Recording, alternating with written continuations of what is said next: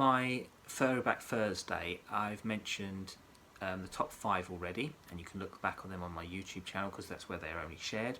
However, I haven't mentioned a British programme, and this is a programme I grew up with and I feel is very important to anybody who wants to understand comedy and the mixture of having comedy, drama, and even sorrow and so forth. And this series is called Only Fools and Horses. It's a British sitcom written by John Sullivan, who originally had written Citizen Smith. He also did write another show called Taxi, which actually wasn't bad, but it didn't do very well. It never really caught on like Only Fools and Horses. So Only Fools and Horses lasted, the original series lasted for 7 seasons from 1981 to 1991. I was born in 1981, so I saw Only Fools and Horses from a very young age, and then I'd see the repeats and so forth when they were on TV. And the show is set in working class Peckham in southeast London. This is an area where it was pretty much a working class area, where that meant people had market stalls, people struggled, and then they would just about making ends meet. The main character is called Del Boy, or called Derek Trotter, who's a market trader, and his younger brother, who is Rodney Trotter. And they are the main 2 characters, and the rest of them go around them. So the series follows the Trotters' high and lows in life, particularly their attempts to get rich. So it's like, you know, the old working class idea of get rich schemes. It was critically and popularly acclaimed and won loads of awards. But originally, when it first started, the first 2 seasons, they actually were going to cancel it because it wasn't as popular as it should have been. But actually, as time got on, the first 3 seasons, they had the Grandad, who was really a really good... I think they're very interested in the Grandad series. The first 3 series, but he passed. And then a new character called Uncle Albert was introduced, and that was, you know, this idea of a guy who, you know, there's a joke he used to say, oh, during the war, and it turned out, when we find out later on, that he actually never went to war, he just stayed on ships, and all the ships he ever went on, they always sank. So there's always little jokes they have. And with comedy like this, it's very much very quick-witted London humour. So if you listen to Only Fools and Horses, there'll be little jokes, and they're so quick-witted, and you have to really have your ears open. Because may not always get the show, but being a child, my parents were from London, and I had to be on my wits with my parents because they weren't, you know, both from working class backgrounds, and so my parents would say things, and they'd be said little things, little quirks, and I had to, with my intelligence, I was very well read, so I used to be able to say things very quickly, and I could upset my parents quite easily. Didn't upset my father so much because he was 6'2" and very large, so I was always worried he was going to give me a backhander. He never did actually, but he's just his demeanour. My mum actually is quite large woman as well, so she's also, I was always worried about, but that also kind of, it brought this idea. And so Only Fools and Horses, you'd hear little jokes, little ideas, little quirks, and it kind of, what you do is when you start learning the programme, you start learning how this is kind of the banter you get. The other characters as well within it, we see later on that Del Boy falls in love with someone because he has different girlfriends all the time, but then he does fall in love with someone called Raquel. And then Cassandra, who is Rodney's girlfriend, who is quite posh in compared to Rodney. So again, this is sort of like, again, this clash of cultures of, you know, people who are well spoken and have a better life, and then, you know, against these kind of rogues basically. The other characters we've got is also Boise, who's a car dealer, pretty much dodgy dealer, you know, the old saying of that. Road Sweeper Trigger, and the idea is called Trigger is because he's not very quick. So again, these are all the ideas of this. They've got a lorry driver called Denzel, who's really like an interesting guy, gets into a lot of schemes, and he's actually the only real black character in the programme. And I think it's funny because now people are saying that some of the things they say things which are derogatory about him in the show. They didn't. It was actually he was treated as an equal. There's Mickey Pierce, who's a spiv, who's basically one of Rodney's friends. Boise's wife Marlene, who actually dated Del years ago, and there's always this kind of like chemistry between Del and Marlene. It's quite funny. And then the pub landlord comes later on is Mike, who's again dodgy. Again, this is kind of like typical Southeast. And when I say dodgy, I don't mean dodgy and weird dodgy. I mean it's like they just know they have to learn how to survive in the world. So it's just how it works.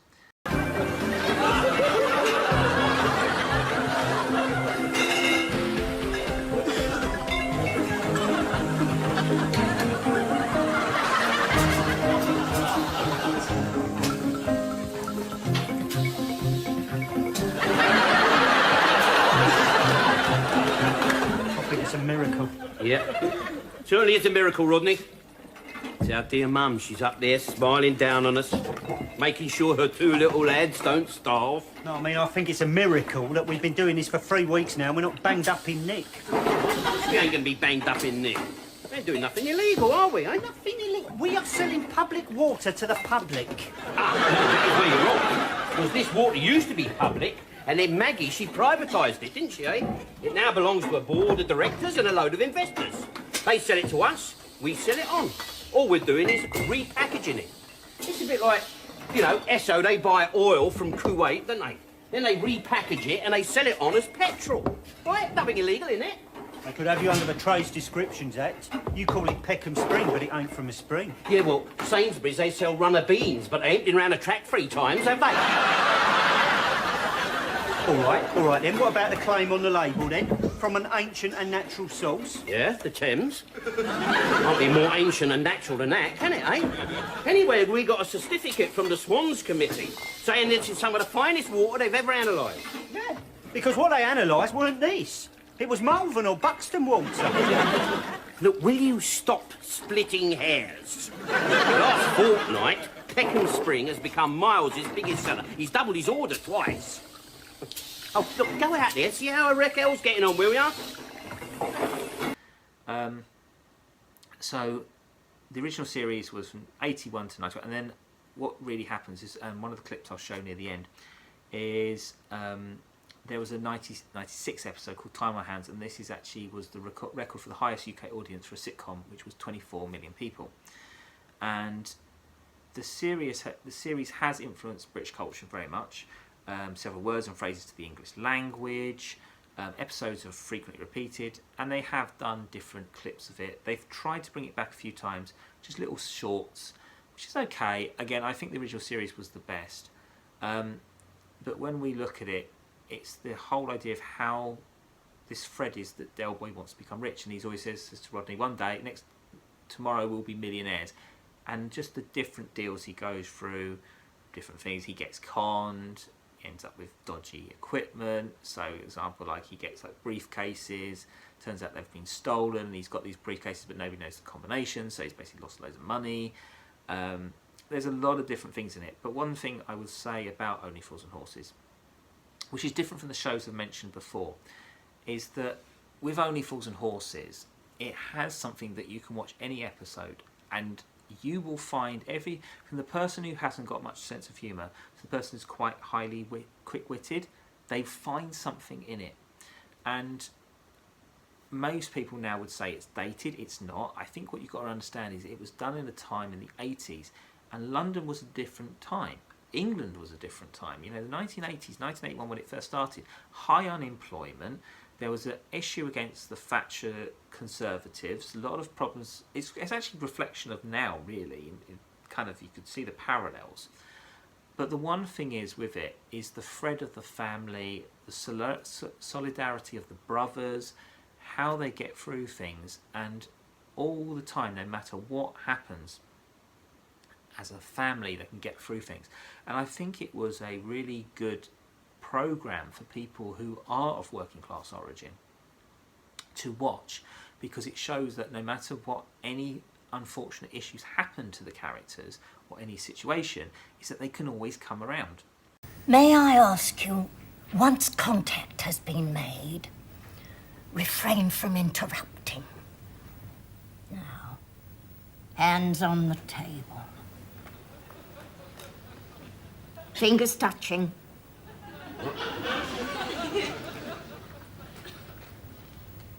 Concentrate.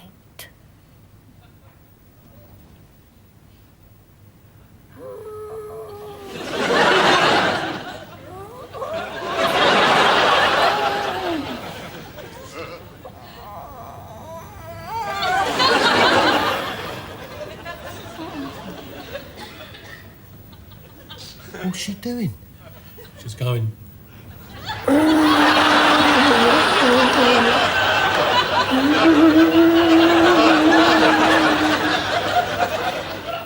I can see that. Why is she doing it? She's got into a trance. Thank God for that. She had one of my pies earlier. The spirits are with us.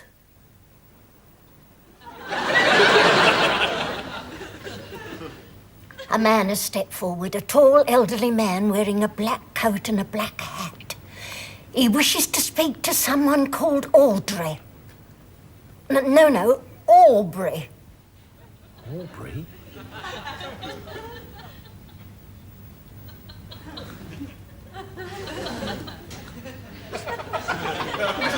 I am here.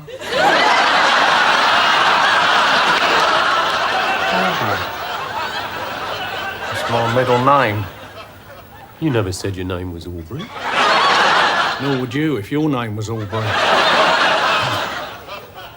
This man seems agitated. He's brandishing a piece of paper. Have you any idea who it could be? No. This piece of paper, it's not a logbook for a Cortina, is it? No, it's a photograph, a black and white photograph. It shows this man, but years younger. There's an odd-looking boy standing beside him, 5 or 6 years old. Evil face. Boise, it's you and your dad. Yeah, that's right. He was the only one who ever called me Aubrey. There is a sadness about the photograph, as though something was missing. Oh, yes, of course, your mother, she isn't with you. No. Had she passed over to the other side? No, she was taking a photo.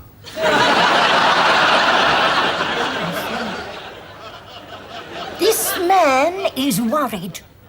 He says you must be a good father. You must look after your child.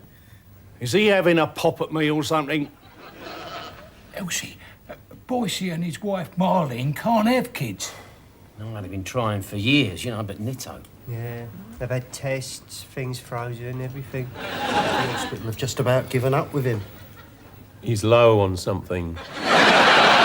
Do you mind not discussing my personal life in front of strangers? You could tell my old man to keep his nose out of my business. He was always having a go at me for not giving him a grandchild. Right, calm down. Aubrey. Wrap up for a start. I'm gonna get a drink. It's all a load of old rubbish anyway. I never believed a word of it. Excuse me.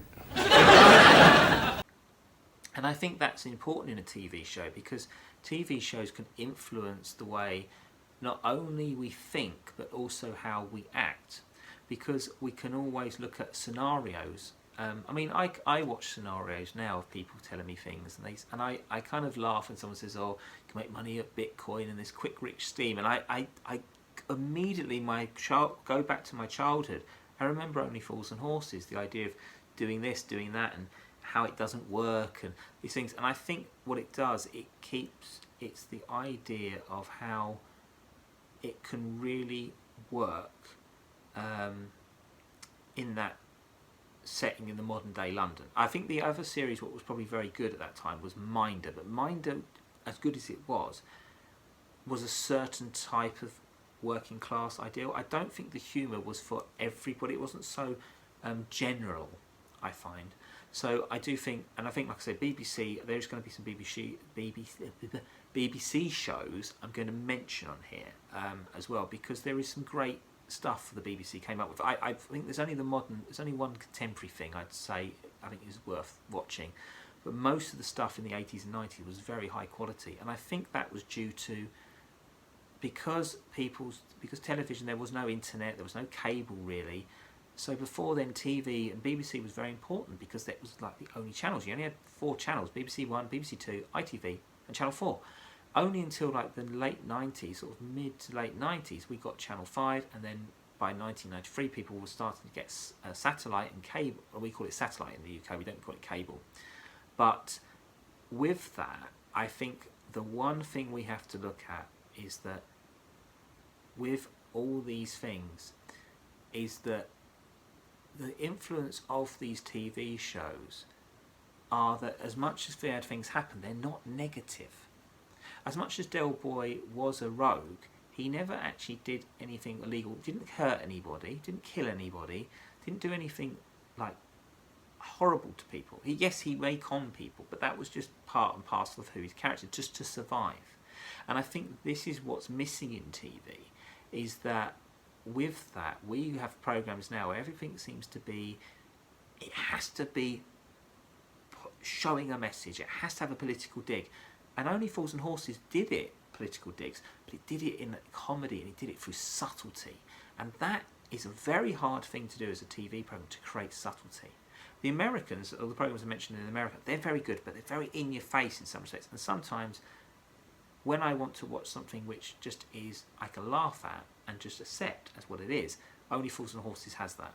So John Sullivan actually is dead, the creator now, and I think his son has talked about trying to do more things. I hope he doesn't, because I think Only Fools and Horses really has, I think they tried to do a bit more, and I think it kind of ruined its legacy a little bit. Not all of it, but, and obviously things always turn out right for them in the end.